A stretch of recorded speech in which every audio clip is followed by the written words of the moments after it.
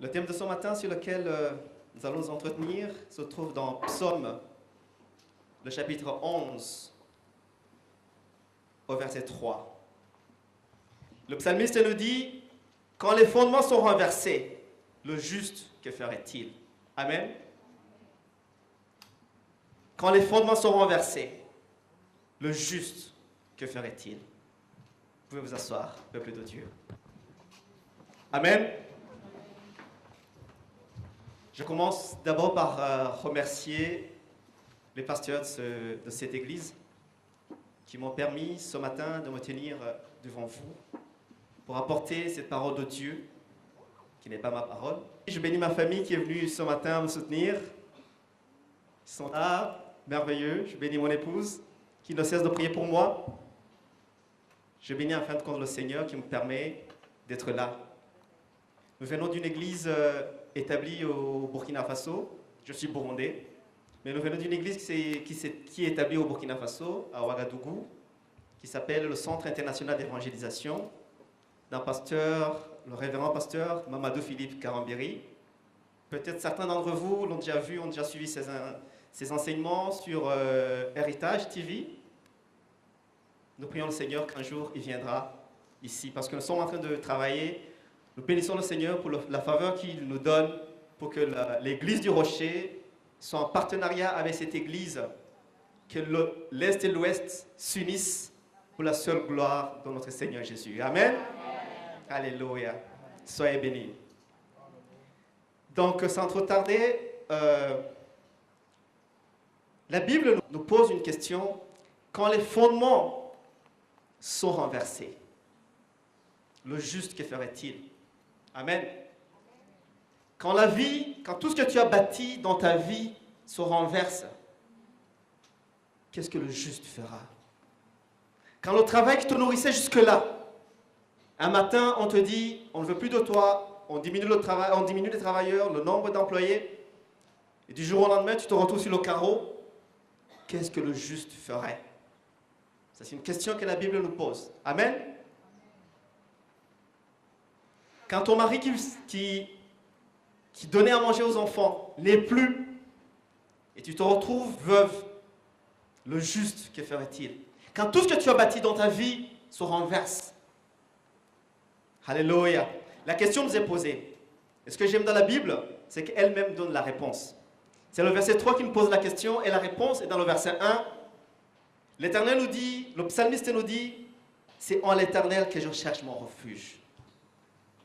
La Bible ne qualifie pas quelqu'un de juste parce qu'il donne des paroles justes, parce qu'il trouve des solutions justes. La Bible nous dit que le juste, c'est celui qui a été justifié par le sang de Jésus. Est-ce que tu es le juste dont la parole de Dieu parle ce matin? Amen. Alors si tes fondements sont renversés, Dieu nous donne la solution. Et il nous dit, c'est en l'Éternel seul que je chercherai mon refuge. Amen. Amen. Nous allons voir quelques cas dans la Bible. Ça ne sera pas une prédication, ce sera un enseignement. Quelques cas des hommes qui ont cru en l'Éternel et qui ont déclaré que lorsque nous tournons les regards vers Dieu, notre visage rayonne de joie. Amen. C'est le psaume 34, au verset 6.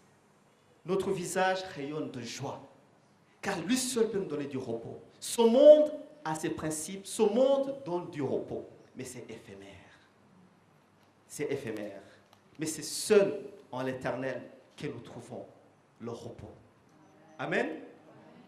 Et lorsque l'homme de Dieu que nous connaissons très bien, Moïse, montait à la montagne d'assignation, dans la tente d'assignation, à la montagne de Dieu, la Bible nous dit que le peuple le regardait et voyait sa peau, la peau de son visage rayonner, ruisseler. Amen. Ça, c'est la faveur de Dieu qui est sur toi. Ça, c'est la faveur de Dieu qui était sur Moïse. Quand tu tournes tes regards vers Dieu, ton visage est rayonnant de joie. Amen. Nous allons ouvrir nos Bibles, nous allons voir le même Moïse, ce qu'il va déclarer à Dieu dans l'Exode 33. Moïse est l'homme qui a fait plus que tout le monde, plus que quiconque, des miracles sur cette terre. Amen. Il a conduit le peuple de Dieu, il a libéré le peuple de Dieu sous la main puissante de son Dieu de l'Égypte. vers la terre promise. Amen. Mais il brûlait toujours, il voulait savoir, il voulait encore apprendre sur Dieu, au point qu'il a déclaré à Dieu, Seigneur, fais-moi voir ta gloire. Amen. Nous allons lire dans Exode 33, au verset 18, la parole de Dieu nous dit que Dieu parlait avec Moïse comme un homme parle avec son ami. Amen. Pourtant, Moïse lui dit, Seigneur, au verset 18, fais-moi voir ta gloire. Amen. Ce matin, peut-être, tu traverses des moments difficiles. Ce matin, peut-être, tu te dis, j'ai prié. Mes frères et mes sœurs m'ont aidé à prier. Mais Seigneur, je ne vois pas ta gloire. Fais-moi voir ta gloire. Amen. Il nous a promis le repos. Tu lui dis, j'ai des problèmes que je ne parviens pas à résoudre. Seigneur, fais-moi voir ta gloire. Et ce matin, Dieu te donne cette parole. Exode, toujours 33, au verset 21, l'Éternel dit, voici un lieu près de moi. Tu te tiendras sur le rocher. Quand ma gloire passera, je te mettrai dans un creux du rocher et je te couvrirai de ma main jusqu'à ce que j'ai passé. Alléluia. Voici un lieu près de moi. Tu te tiendras sur le rocher. Amen. Je bénis l'Éternel pour cette parole. Qui est assis à la droite du Père. Amen. Qui est assis à la droite de Dieu le Père, c'est Dieu le Fils. C'est Jésus-Christ, le rocher des âges. Et Dieu dit, si tu veux voir ma gloire, tiens-toi sur le rocher. Amen. Tiens-toi sur le rocher. Et je te mettrai dans le creux du rocher. Même si les vents, les tourbillons passent, tu seras dans le creux. Tu seras caché dans le creux. Mais que tu acceptes d'être dans le creux du rocher. Amen. Ce matin que tu te tiennes sur le rocher. Dis à ta voisine, dis à ton voisin, tiens-toi sur le rocher, auprès de Dieu. Amen. Dieu te dit qu'il te restaurera si tu acceptes de te tenir sur le rocher. Je bénis le Seigneur. Quand j'ai eu cette révélation, j'ai dit au Seigneur, j'ai dit merci Seigneur, parce que ce serait une prédication qui sera dans l'église du rocher. Amen. Et qui nous dit de nous tenir sur le rocher. Amen. Béni sois-tu Seigneur. Amen. Amen. Car sur le rocher, tu auras la paix à laquelle tu aspires depuis des années. Amen. Car sur le rocher, tu auras le mari que tu attends depuis longtemps. Amen. Car sur ce rocher, amen, tu auras cet enfant que tu attends depuis longtemps. Amen. Car sur ce rocher, tu auras ce travail que tu appelles de toutes tes forces. Alléluia. Amen. Car sur ce rocher, il y a le repos. Amen. Dieu a dit à Moïse, pour voir ma gloire, viens, je te cache dans le rocher, à ma droite. Voici une place que j'ai réservée pour toi, à côté de moi, mais c'est sur le rocher. Si tu te tiens à côté, je ne serai pas avec toi, mais tu te tiens sur le rocher. Amen. Amen. Amen. Moïse, quand il sortait le peuple de Dieu d'Israël, Dieu lui avait dit, tu aspergeras le sang de Jésus, le sang de l'agneau. C'est lui qui se tiendra sous le sang de l'agneau. Aucun cheveu ne tombera. Dieu nous dit qu'il a frappé les Égyptiens dans leur premier-né. Mais même un chien n'est mort dans le camp des Égyptiens. Ce n'est pas qu'ils étaient justes, ce n'est pas qu'ils étaient plus sanctifiés que les Égyptiens. Eux aussi, ils mentaient. Il y avait parmi eux des menteurs, des pécheurs, mais ils se sont tenus sous le sang de l'agneau. Amen. Ils se sont tenus sur le rocher. Ce matin, frères et sœurs, tenons-nous sur le rocher. Amen. Amen. Mais la présence de Dieu, la présence de l'Éternel, nous demande de l'entretenir. Dieu est comme un feu. Dieu nous dit qu'il est un feu. Et un feu s'entretient. Amen. C'est pour cela que nous devons savoir comment entretenir notre présence, cette présence de Dieu. Amen. Comment pouvons-nous procéder? Nous allons voir des hommes qui ont procédé, qui ont eu la foi en Dieu. Comment ils ont fait? Car la Bible nous dit que tout ce qui a eu lieu nous serve d'exemple. Amen. Et que d'autres, nous les imitions. Amen. Nous allons lire le cas de Saül. Saül était le premier roi d'Israël. Dieu l'avait choisi. Quand le peuple avait crié qu'il voulait un roi, Dieu l'avait choisi. Et Saül demeurait sous la main puissante de Dieu. Mais à un certain moment, son cœur s'est enflé d'orgueil. Son cœur s'est enflé d'orgueil. Il croyait que tous les exploits qu'il menait, ce n'était pas sa propre main. Et quand nous ne donnons pas gloire à notre Dieu, nous chassons la présence de Dieu. Amen. Donc nous devons faire attention à ce que nous entretenons le feu de l'esprit. La parole de Dieu nous dit de nous entretenir dans Ephésiens 5 au verset 20, de nous entretenir par des psaumes, par des cantiques, par des hymnes. Amen. Que nous chantions dans nos cœurs la gloire de l'Éternel. Chanter, c'est aussi prier. Et la foi vient de ce qu'on entend. C'est ce que la parole de Dieu nous dit. Quand nous louons, quand nous chantons, quand nous glorifions le Seigneur, nous-mêmes nous entendons les paroles que nous prononcions. Et la foi s'en retrouve renforcée. Car la foi vient de ce que nous entendons. La parole de Dieu nous dit alors que l'Esprit de Dieu s'est retiré de Saül et qu'il était agité par un mauvais esprit. Amen. Nous n'aurons pas peut-être le temps de tout lire.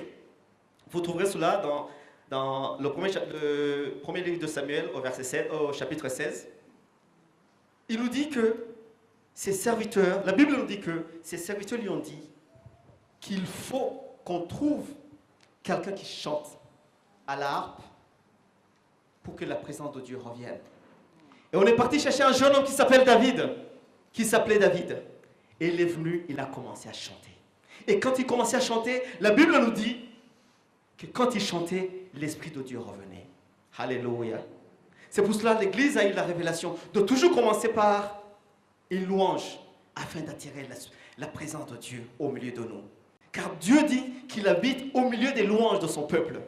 Et Saül a demandé qu'il y ait quelqu'un qui chante pour lui un cantique nouveau, afin que la présence de l'Éternel, afin que l'Esprit mauvais le quitte et que la présence de Dieu règne. Amen. Je bénis le Seigneur pour cela. Bien-aimés frères et sœurs, la louange a une puissance importante. La louange entretient la présence de Dieu. Alléluia. Permettez-moi de lire dans Genèse 29, verset 31 à 35. C'est une histoire que vous connaissez très bien de Jacob, qui a eu deux femmes, Léa et Rachel. Et c'était sœurs, mais elles étaient rivales, parce qu'elles avaient le même mari. Et la parole de Dieu nous dit, nous allons lire au verset 31, les enfants de Jacob. L'Éternel vit que Léa n'était pas aimée. Il la rendit féconde, tandis que Rachel était stérile. Léa, ça c'est une faveur que Dieu lui fait. Elle l'a rendue féconde. Et Rachel, qui était aimée de son mari, elle était stérile. Au verset 32, il nous dit, Léa devint enceinte et enfanta un fils, à qui elle donna le nom de Ruben. Car elle dit, l'Éternel a vu mon humiliation, et maintenant mon mari m'aimera. L'Éternel a vu ton humiliation, a vu que tu criais, et il t'a donné ce que tu demandais. Amen. Elle dit encore, au 33, et devint encore enceinte et enfanta un fils. Elle dit, l'Éternel a entendu que je n'étais pas aimée, et il m'a aussi accordé celui-ci. Et il lui donna le nom de Siméon. Et devint encore enceinte et enfanta un fils. Elle dit, pour cette fois, mon mari s'attachera à moi, car je lui ai enfanté 3 fils. C'est pourquoi elle lui donna le nom de Lévi. Et devint encore enceinte et enfanta un fils. Et elle dit, cette fois, je louerai l'Éternel. C'est pourquoi elle lui donna le nom de Judas. Et elle cessa d'enfanter. Alléluia. La Bible nous montre l'exemple de Léa qui a crié à l'Éternel parce que son mari ne semblait pas l'aimer, en tout cas pas autant qu'il aimait sa rivale Rachel. Il a dit, par la faveur d'avoir un enfant, mon mari va me revenir. Jusque-là, Léa a eu le premier fils et disait, le mari va me revenir. Donc c'était encore pour elle. Le deuxième fils arrive et dit, cette fois-ci, le mari va venir. C'est encore moi. C'est pour satisfaire à mon ego. Dieu ne se lasse pas de faire du bien Et lui a encore donné un autre fils. Et là encore, elle a dit, oh, cette fois-ci, je suis sûr, le mari, Jacob va me revenir.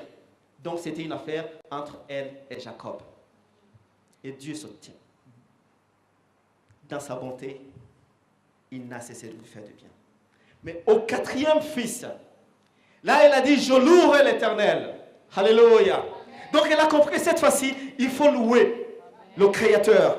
Et Dieu lui a donné un fils, pas comme les trois premiers. Il lui a donné un fils qui s'appelle Judas. Amen. Un fils qui s'appelle Judas. Et la Bible nous dit, elle cessa d'enfanter. Pourquoi? Parce que Dieu a compris que cette fois-ci, puisqu'elle a rendu gloire à l'Éternel, ça veut dire que Dieu est actuellement associé à cette entreprise. Donc Dieu a une part dans la lignée de Jacob. Et Dieu a dit, maintenant ça suffit. Puisque tu as eu tes fils, et moi j'ai mon fils pour lequel tu as rendu gloire. Amen. Tu n'auras plus un autre fils. Mais ce fils-là était spécial.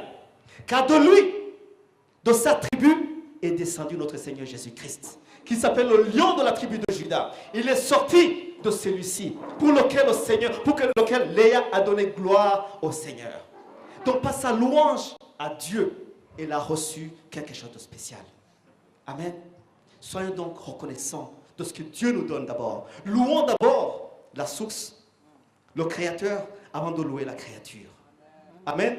Avant de croire que ce qu'il nous donne, c'est pour nous, rendons d'abord gloire à lui. Amen.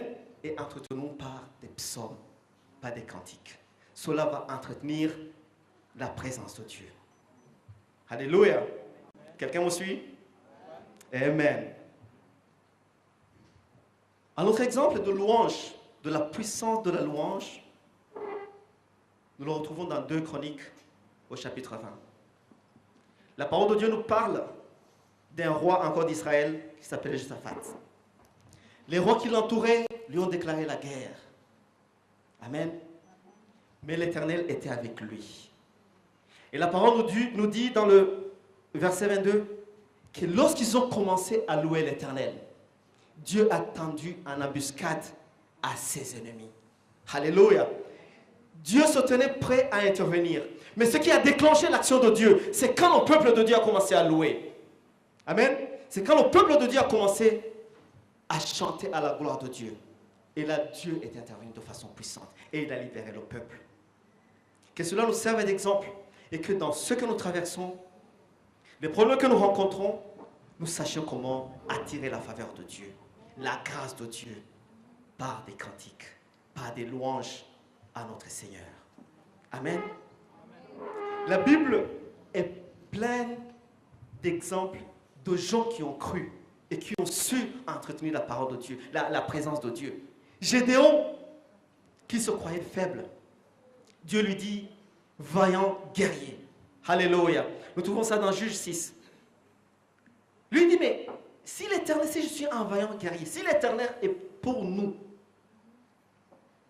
pourquoi tout cela nous arrive? Tu te poses la même question. La parole de Dieu te dit que si Dieu est pour toi, qui sera contre toi? Mais toi, tu regardes la situation dans laquelle tu es, ce que tu traverses, tu te dis, mais si Dieu est avec moi, pourquoi toutes ces choses m'arrivent? Alléluia. C'est pour que l'Éternel fasse éclater sa gloire. Par ces problèmes que tu traverses, c'est pour que tout cela serve à sa gloire. Gédéon dit, mais si je suis vaillant guerrier, mais comment se fait-il que ma famille est la plus pauvre de Manassé? Dieu lui dit, tu es un vaillant guerrier. Parce que Dieu, malgré ce que tu traverses, Dieu voit en toi une héroïne, un héros. Malgré les circonstances, il dit que c'est lui le maître des temps et des circonstances. Et c'est lui qui peut tout transformer. C'est lui qui peut tout changer. Et c'est pourquoi il t'appelle vaillant guerrier, vaillant héros. Amen. Indépendamment de ce que tu vis. Indépendamment des coups que tu as reçus hier soir parce que ton mari est rentré tard. Et il s'est fâché pour rien, il t'a donné quelques coups. Tout cela, c'est pour qu'un jour, il vienne à l'Éternel. Et que toute la gloire lui revienne. Alléluia. Amen. Amen. J'en sais quelque chose, c'est pourquoi je dis ça. Amen. Que toute la gloire revienne au Seigneur. Alléluia. Acclamons le Seigneur. Nous savons que la présence de Dieu qui a accompagné Joseph dans la maison de Potiphar. La parole de Dieu nous dit que Joseph, tout ce qu'il touchait se transformer, que Dieu était avec lui, que la présence de Dieu ne faisait jamais défaut et qu'il l'a élevé. Même en prison, Joseph s'est retrouvé le chef des prisonniers. Parce que c'est Dieu qui élève, parce que c'est Dieu qui donne la promotion, parce que c'est Dieu qui t'élèvera. Ce n'est ni de l'Orient ni de l'Occident, mais c'est l'Éternel qui t'élèvera. Alléluia. Je veux que ce matin, cette parole te remplisse et que tu sentes que la présence de Dieu, c'est tout ce que nous désirons. C'est tout ce dont nous avons besoin. Alléluia. Donc la parole de Dieu nous a posé la question, le juste, que fera-t-il? Amen. La réponse, nous l'avons reçue. Le juste louera le Seigneur. Quelles que soient les circonstances, le juste louera le Seigneur. Car la louange va renforcer notre foi. La louange va renforcer notre foi en Dieu. Sans la foi, il est impossible d'être agréable à Dieu. N'est-ce pas parce que la parole de Dieu, s'il se retire, Dieu dit qu'il n'aura plus plaisir en son serviteur. Amen. Amen. Et la parole de Dieu nous dit encore que le juste vivra par la foi. Donc la réponse encore nous vient de la Bible qui dit, le juste que ferait-il? Dieu nous répond, le juste vivra par la foi. Mais comment avoir la foi en un Dieu qu'on ne connaît pas? Nous devons d'abord expérimenter la présence de Dieu. Amen. Nous devons d'abord accepter de nous tenir dans le creux du rocher où l'Éternel veut nous placer afin de voir sa gloire éclater pour nous. Amen. Nous lisons dans le livre de 1 Samuel, l'histoire de, vous la connaissez tous et toutes, l'histoire de David et Goliath. Lisons dans 1 Samuel au chapitre 17. Les Philistins réunirent leurs armées pour faire la guerre et se rassemblaient à Soko, qui appartient à Juda. Ils campèrent entre Soko et Azekah, à Éphèse d'Amim. Saül et les hommes d'Israël se rassemblèrent aussi. Ils campèrent dans la vallée des Térébintes et ils se mirent en ordre de bataille contre les Philistins. Les Philistins étaient vers la montagne d'un côté et Israël était vers la montagne de l'autre côté. La vallée les séparait. Alléluia. Un homme sortit alors du camp des Philistins et s'avança entre les deux armées. Il se nommait Goliath. Il était de Gath. Il avait une taille de 6 coudées et un ombre. Sur sa tête était un casque d'airain et il portait une cuirasse à écailles de poids de 5000 cycles d'airain. Il était fort cet homme pour transporter tout cela. Il avait aux jambes une armure d'airain et un javelot d'airain entre les épaules. Le bois de sa lance était comme une entoupie de tisserand et la lance pesait 600 cycles de fer. Celui qui portait son bouclier marchait devant lui. Le Philistin s'arrêta et s'adressant aux troupes d'Israël rangées en bataille, il leur cria, « Pourquoi sortez-vous pour vous ranger en bataille? Ne suis-je pas le Philistin? Et n'êtes-vous pas des esclaves de Saül? Choisissez un homme qui descende contre moi. S'il peut me battre et qu'il me tue, nous vous serons assujettis. Mais si je l'emporte sur lui et que je le tue, vous nous serez assujettis et vous nous servirez. » Le Philistin dit encore, « Je jette en ce jour un défi à l'armée d'Israël. Donnez-moi un homme et nous nous battrons ensemble. » Saül et tout Israël entendirent ces paroles des Philistins et ils furent effrayés et saisis d'une grande crainte. Saül et son armée entendirent ces paroles et ils furent effrayés. Saül qui avait été choisi par le Dieu Tout-Puissant. Voici qu'un homme lui fait peur. Lui qui est venu se battre au nom de l'Éternel, voici qu'un homme, qu'un mortel lui fait peur. Parce que quand nous levons nos yeux vers autre chose que Dieu, nous ne trouvons que la peur. La peur, c'est le contraire de la foi. Car la parole de Dieu te remplit de foi. Mais les 5 sens, ce que tu vois, ce que tu entends, ce que tu goûtes, ta chair anéantit la parole de Dieu. Amen. Malgré ce que l'Éternel a dit à Saül, monte et tu vaincras. Mais voici qu'un seul homme dit, trouvez quelqu'un qui va se battre contre moi. Et tout Israël tremble. Lève tes yeux vers l'Éternel. Gardons nos yeux fixés vers Jésus-Christ, l'auteur et le consommateur de notre foi. Alléluia. Amen. La parole de Dieu continue. Or, David était fils. excusez-moi, était fils de cet Éphratien de Bethléem, de Juda, nommé Isaïe, qui avait 8 fils, et qui, du temps de Saül, était vieux, avancé en âge. Les 3 fils aînés d'Isaïe avaient suivi Saül à la guerre. Le premier de ces 3 fils qui était parti pour la guerre s'appelait Eliab, le second Abinadab et le troisième Shama. David était le plus jeune. Et lorsque les 3 aînés eurent suivi Saül, David s'en alla chez Saül et revint à Bethléem pour faire paître les brebis de son père. Le Philistin s'avançait matin, soir et se présentant pendant 40 jours. 40 jours qui tremblotaient. C'était un jeûne forcé. Ils ne pouvaient même pas manger. Ils avaient tellement peur. Amen. Isaïe dit à David, son fils, prends pour tes frères ces fas de grains rôtis et ces 10 pains et cours au camp vers tes frères. Il porte aussi ces 10 fromages au chef de leurs milliers. Tu verras si tes frères se portent bien et tu m'en donneras des nouvelles sûres.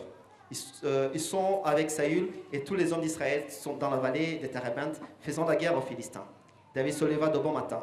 Il laissa les brebis à un gardien, prit sa charge et partit comme Isaïe le lui avait ordonné. Lorsqu'il arriva au camp, l'armée était en marche pour se ranger en bataille et poussait des cris de guerre. Mais ils avaient peur. Israël et les Philistins se formèrent en bataille, armée contre armée. David remit les objets qu'il portait entre les mains du gardien des bagages et courut vers les rangs de l'armée. Aussitôt arrivé, il demanda à ses frères comment ils se portaient. Tandis qu'il parlait avec eux, voici le Philistin de Gath, nommé Goliath, s'avança entre les 2 armées, hors des rangées des Philistins. Il tint les mêmes discours que précédemment et David les entendit. À la vue de cet homme, tous ceux d'Israël s'enfuirent devant lui et furent saisis d'une grande crainte. Dieu nous aide. Chacun disait, avez-vous vu s'avancer cet homme? C'est pour jeter à Israël un défi qui s'est avancé. Si quelqu'un le tue, et le roi le comblera de richesses et il donnera sa fille et il affranchira sa maison, la maison de son père en Israël. David dit aux hommes qui se trouvaient près de lui, que fera-t-on à celui qui tuera ce Philistin et qui ôtera l'opprobre de dessus Israël? Qui est donc ce Philistin? C'est incirconcis pour insulter la main du Dieu vivant. Voici ce que David déclare. Saül a eu la même révélation, mais il n'a pas proclamé, parce qu'il était envoyé de Dieu. Mais David entend ces paroles. Il dit, mais c'est qui cet incirconcis? Pourquoi il parle ainsi? Parce que David connaissait le Dieu de son père, qui a fait une alliance avec Abraham dans la circoncision. Et il sait que Dieu a juré qu'il sera à jamais avec Israël, que nul ne tiendra devant lui, et que donc un incirconcis ne pouvait rien contre Israël. Saül a tout oublié. Parce qu'il comptait sur la force de ses chevaux. Parce qu'il comptait sur la force de ses hommes. Mais David dit, mais qui est celui-là qui ose insulter mon Dieu? Voici la révélation. Tu auras foi en Dieu quand tu auras la révélation de Dieu. Amen. Quand tu sauras qu'il a tissé une alliance avec toi. Quand tu sais qu'il a dit et que tu as cru que tu seras premier, tu ne seras jamais le dernier. Que tu seras la tête et tu ne seras jamais la queue. Quand tu croiras en ça, quand ton esprit saisira ce que la parole de Dieu te déclare, malgré les circonstances, malgré Goliath qui se lève, malgré la maladie qui te fatigue, malgré les douleurs, tout cela, tu es malade et tu as mal, j'en conviens. Mais ça s'appelle la réalité. Tu es malade, c'est vrai, les médecins l'ont déclaré. Mais la vérité est différente. La vérité est celle-ci. La vérité dit que dans ces maîtrissures, tu as reçu la guérison. C'est ça la vérité.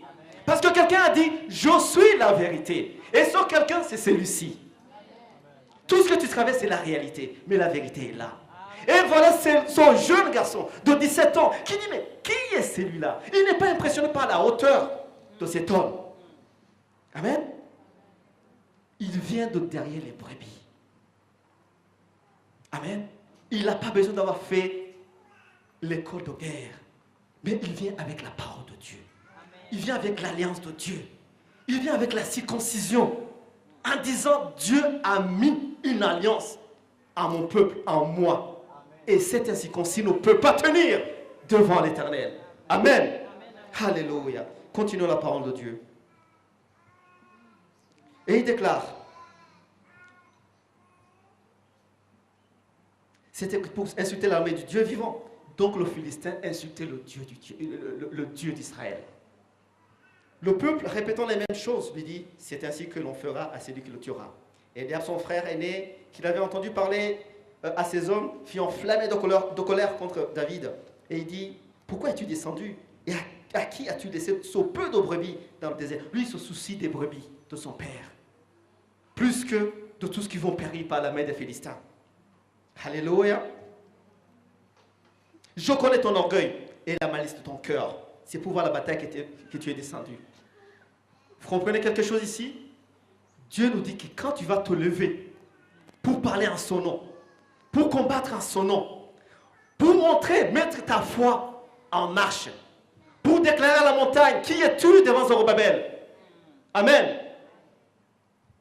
La multitude, même tes frères, ceux de ta maison, se lèveront. C'est eux qui vont te qualifier de fou. Mais elle est devenue folle. Et elle ne sait pas qu'elle est malade. Mais elle est folle. Maintenant, elle dit qu'elle est guérie. Que Jésus l'a guérie. On ne l'a pas vu prendre un comprimé. On ne l'a pas vu subir l'intervention que le médecin avait programmée. Et il ou elle déclare qu'elle est guérie. Parce qu'ils ne connaissent pas ça. Alléluia. Amen. Les ennemis ne seront pas loin. Ceux qui vont te décourager ne sont pas loin. Ce sont ceux de ta maison. Amen. L'adversité viendra de ta maison. C'est le frère Eliab qui lui dit, mais tu es enflé d'orgueil. Alors que le petit ne fait que proclamer la parole de Dieu. Amen. David répondit, qu'ai-je donc fait? Ne puis-je pas parler ainsi? Et il se détourna de lui. Voici la solution. Quelqu'un qui te parle des choses qui ne viennent pas de Dieu, détourne-toi de lui. Détourne-toi de lui. Et continue la proclamation. Continue ton chemin de foi. Continue de dire que je suis guéri. Continue de dire que je suis élevé. Continue de proclamer les promesses de Dieu. Mais il faut les connaître. Alléluia. Car Ésaïe, le prophète Ésaïe, dans le chapitre 43, au verset 26, il dit, l'Éternel dit, plaide avec moi, plaide ta cause, rafraîchis ma mémoire. Dieu te dit, dis-moi ce que je t'ai promis. Si tu ne connais pas ça, qu'est-ce que tu diras? Car Dieu ne prendra pas compte de tes pleurs. Il sait que tu as mal. Mais ce qui l'intéresse, c'est sa parole en toi. C'est la foi qui regarde. C'est le sang de Jésus qui te couvre. Tu peux crier toute la nuit. Tu peux te rouler à terre. Tu n'as pas la parole. Dieu ne sera pas là. Si tu n'es pas sur le rocher, tu n'es pas dans le creux du rocher, Dieu ne sera pas là. Alléluia. Que Dieu nous aide.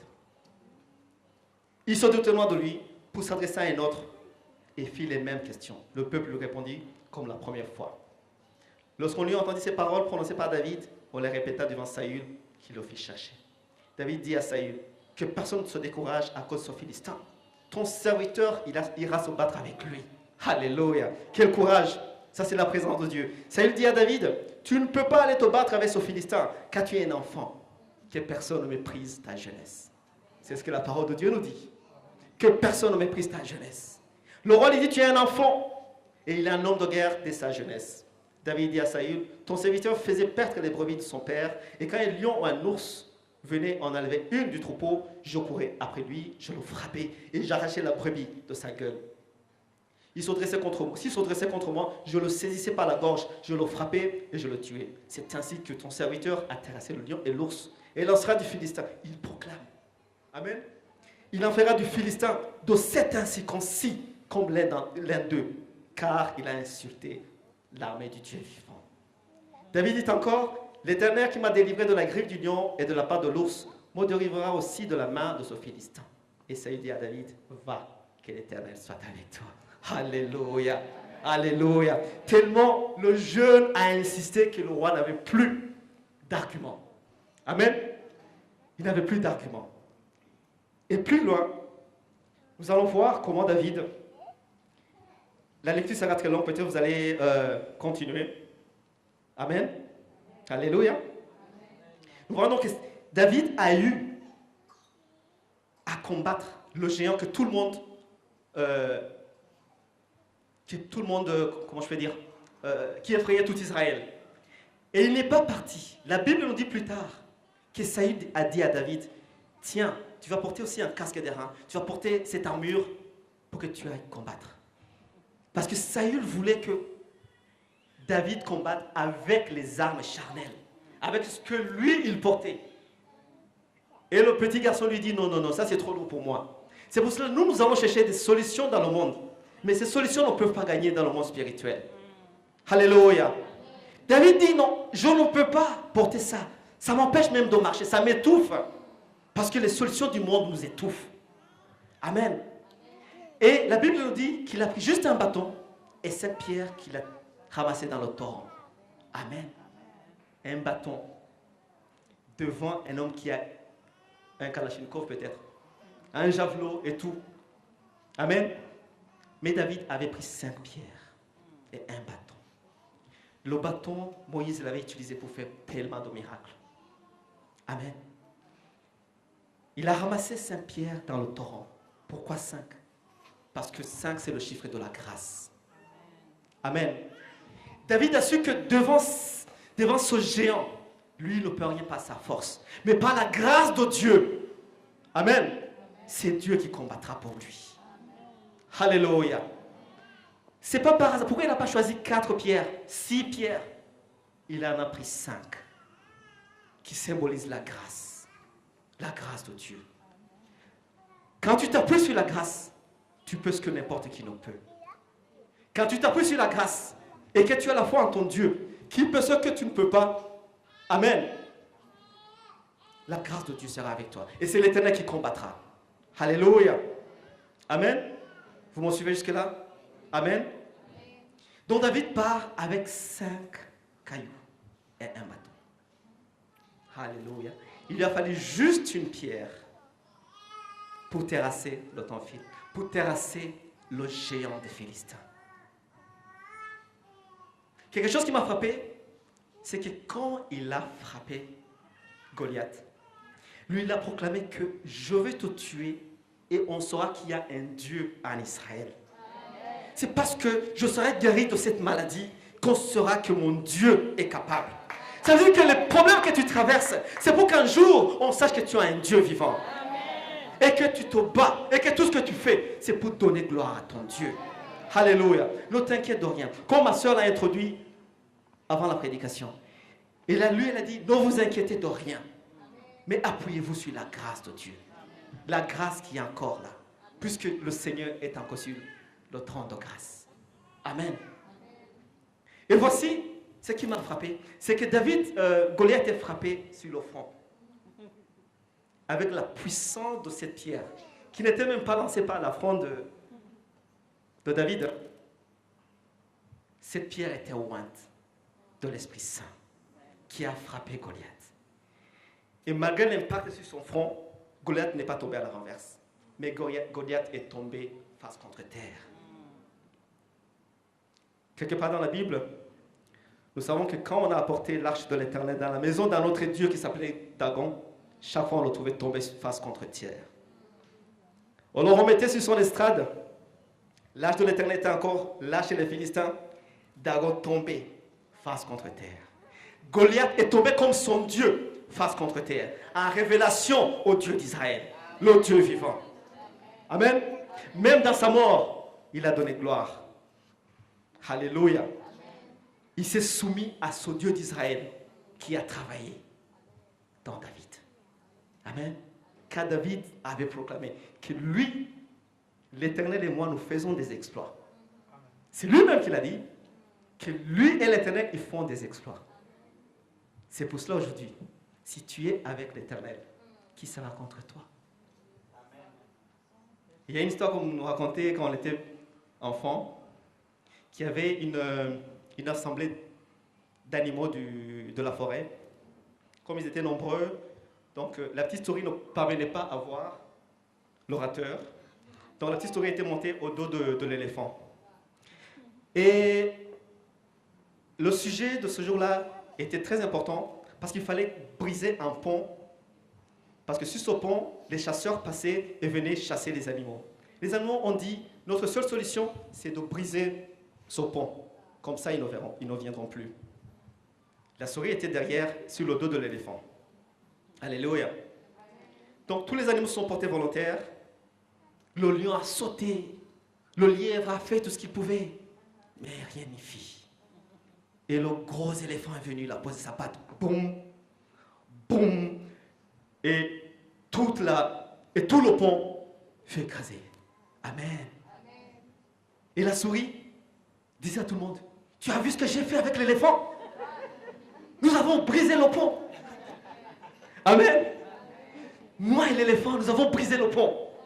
Alléluia. Donc on ne sait pas s'il y a une part de ça pour la souris, mais elle était là.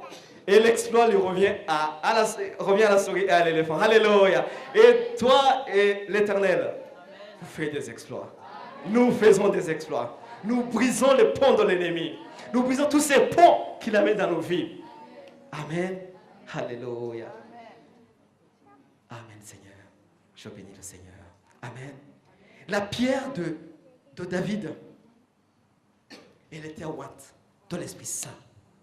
C'est pourquoi même Zacharie déclare que ce n'est pas la force, ce n'est pas la puissance, mais par mon esprit, dit le Seigneur.